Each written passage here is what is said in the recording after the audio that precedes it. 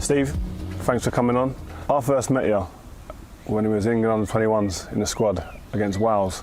I'd heard obviously about you loads from other players. When did you actually think I've got a chance of being a serious, proper Premier League player? Well, from the age of probably 15 to 17, I struggled a lot with injuries, so not many people had heard about me or seen much of me because I didn't play many games, to be honest. So probably weren't until Julio gave me my debut and I'd played 4 or 5 games where I thought, oh yeah, you know, I can cope with this level, because I had 1 or 2 decent appearances and decent games in that time. So probably around 18. 18. It's funny you say that. There's a quote I picked out of you saying out of position and out of my depth.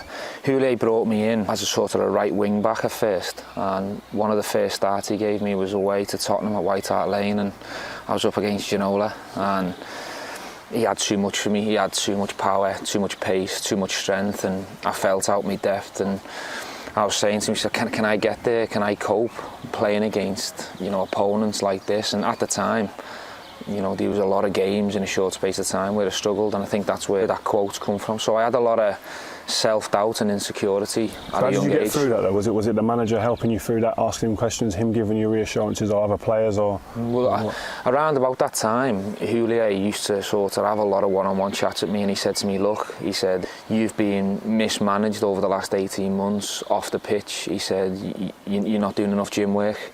You're not doing enough work on your legs, on your power, and your upper body is not big and strong enough to cope at the moment. He said, you've got the talent and the ability, but over the next 6 months we're going to be working you so hard off the pitch, because we need to try and build you into a man, because you're a kid in a man's game.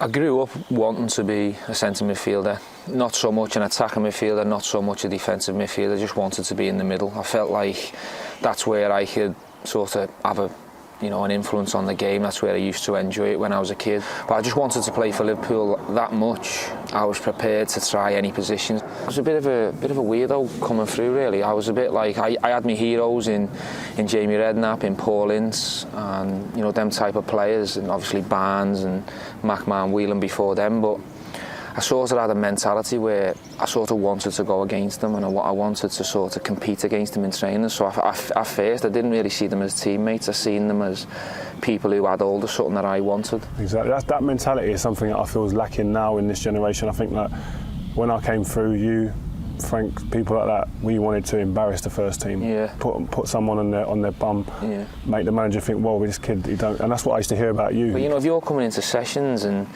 you're showing Jamie Redknapp and Paul Ince too much respect, they've got the quality to just kill you, and you know, the training session will pass you by, and then before you know it, you're not getting that first team chance. And that's what I was paranoid about and scared about. So I probably went too much the other way and probably put too much into training. I used to train how I played, and I think that's when the staff sort of thought, well, yeah, he can cope, because he's mixing it with these, so he can mix it in the real game, and that's when I got my chance. So Gerrard Julio, he made you captain in 2004. Yeah. I mean, captain of a club that you support.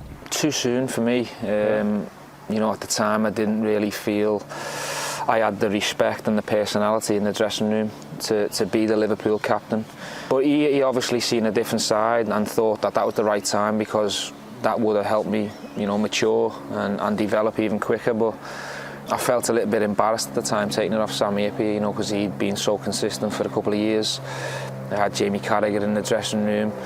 Robbie Fowler was still about, Michael Owen. These are players who I grew up watching and trying to learn off, and they were my heroes for a short space of time. So I just felt it was a little bit too soon, but listen, it was one of the best days of my life getting that captaincy. Did you have that moment when you were sitting there thinking, well, what do I do now? Like a bit of uncertainty. Yeah, it sort of hit home when I got home, and I had that punch of the air moment behind the scenes when you're like, yes, there you go, it's sort of there. But then I thought to myself, well, what do I do different now? You know, how do I speak to him? Has he got the respect for me? You know, he's played a lot more than me, and so I sort of had to grow into it and learn. And I think that's why I become that type of captain that was more try to lead by example and try and do stuff right in and around the training ground, rather than an aggressive leader who I've played with, you know, the likes of Paul Ince. He'd get the best out of you by going against you and trying to motivate you that way, which is another right way to do it. But I went the other way, maybe because I got the captaincy very young. Well, 2004, Julio resigned. Yeah. Obviously no trophies that year, and there was murmurs in the press that he wasn't happy with the way the club was going, and then Rafa comes. Yeah. And obviously that's followed by great success. Well, I think obviously we had the success in 2001, and you sort of felt like we were closing that gap to the big sides in the league and getting close. I think we finished second or third after the treble year. But we made signings in El Hadji Diouf and a few other signings after the World Cup, and you're wondering, are these going to be the signings that take us to the next level? And they never worked. And for me, I'm a little bit naive at times, and maybe I'm too honest, and I said that the signings didn't work, and that's where people say that I was frustrated and stuff. But you know yourself, when you're playing for a big club like United or Liverpool, if there's no trophies and the gap's getting bigger and you're falling far away, change has to happen. So would you say is your favourite manager that you've played under at Liverpool? Well, I think as far as love and support concerned, definitely Houllier. He's more like a father figure. He used to look after me on and off the pitch. I get on very well with Brendan. He's a great man manager. Roy Hodgson as well. But for some reason, I just think Rafa sort of brought the best out of me. Mourinho, is there any regrets not working underneath him? A great manager who's won many things in many different countries. Listen, I love the manager, I love the man. I've had a distant relationship with him for many, many years, but I have regrets for not playing for the man and the coach, because I know he would have made me a better player. I know he would have added more trophies to what I've already won. But looking back now, I have no regrets not signing for Chelsea. I don't regret not signing for Chelsea at all. I'm actually happy with the decisions that I made. The connection I've got with Liverpool, my hometown club. Yeah, I've probably maybe underachieved at times in certain years with Liverpool, but for me, it is all about winning trophies, but it's also about memories and your love and what them memories meant to you. And me winning 4 or 5 trophies with Liverpool mean an awful lot more to me if I'd won 10, 11 at Chelsea. What kept me at Liverpool when I was close to making the decision whether to go or stay is my dad's a big Liverpool fan, my brother, all my friends, and when I win for Liverpool, I share it with people that are really close to me, and not many people will understand that. Especially in the media, I've had a lot of criticism or people saying, he should have went to Chelsea, he should have went here. I'm one of them. I was always one of the I'd be gone if I hadn't won for a couple of years. I'd be wanting to go, but. Yeah. I wasn't still at West Ham where I've got that tie. Yeah. Do you know what I mean? And I can understand sitting here speaking to you now why you done it and why you're still proud and pleased that you make the right decision. Yeah. Well, I am biased towards Liverpool. I think, in certain games I've been too biased and showed too much loyalty or whatever. But for me, I knew I always wanted to come home. I always want to go and watch Liverpool. I'll have season tickets now for forever and ever. And I knew if I'd have gone to Chelsea or anyone else for that matter at that time, I'd have maybe a risk losing that, and I'd been there since I was 8 and it was too much to let go. Yeah. FA Cup final versus West Ham, Istanbul, big moments, big games. Steven Gerrard steps up, Roy the Rover stuff. How does that happen? I don't know. I've had some really, really good moments at good times. For Liverpool, it's difficult to describe how it happens or whatever. I think every player has their moments that define them, and for me the lows and how you feel, the hurt and the pain from a low or a setback has helped me work even harder and sort of get to them moments. I don't think them moments come unless you suffer or you hurt or you get disappointed along the way as well. So, like you're talking about hurts, obviously the 2013-14 season, you were going for the league. I remember watching you on the TV when you had the huddle after the City game. Yeah. And thinking, right, they got the bit between the teeth now, they could go on to win it. And then the game against Chelsea happened, and then you lost the league. Because if you draw that game, I think our tactical approach was probably inexperienced for the whole game. I think because we were on a good run and in good form, and no fault to Brendan at all, we sort of went in with the same tactics. We heard Chelsea maybe making a few changes, and we actually had the confidence we can go and blow them away. But I think we sort of underestimated the power of Mourinho. He came and he spoilt the game, he ruined it.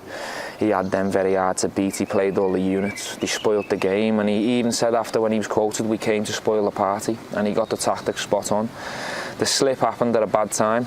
It was cruel for me personally, and You know, there's not a day that doesn't go by that I don't think about what if that didn't happen. Would things have been different? Would it have turned out different? Maybe it might have, I don't know.